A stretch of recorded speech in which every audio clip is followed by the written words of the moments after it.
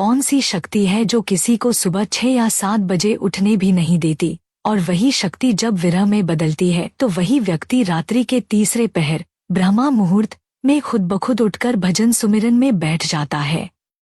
फर्क बस विरह का है, फर्क बस गुरु प्रेम का है।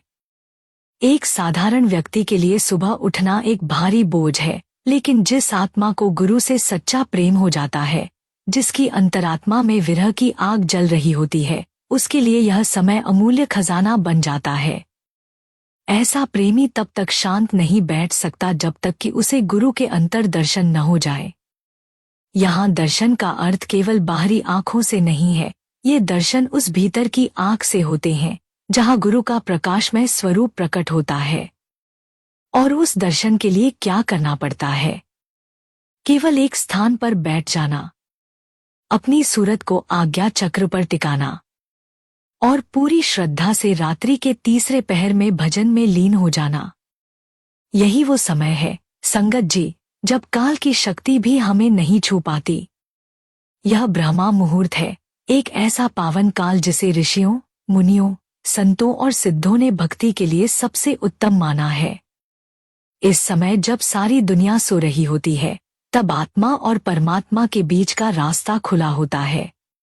यह वह बेला है जब अंतर आकाश में शांति होती है और आत्मा की पुकार सबसे तेज सुनाई देती है।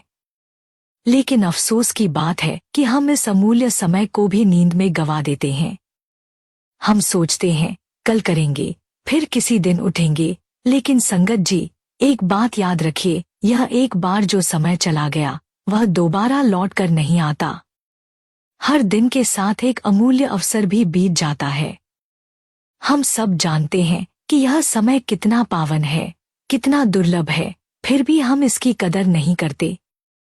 इसलिए आज इस सत्संग को सुनकर एक छोटा सा निर्णय लीजिए कि अब से नहीं गवाएंगे इस तीसरे पहर को, अब से इस विरह को जगाएंगे, गुरु दर्शन की लालसा को भीतर पनपने देंगे।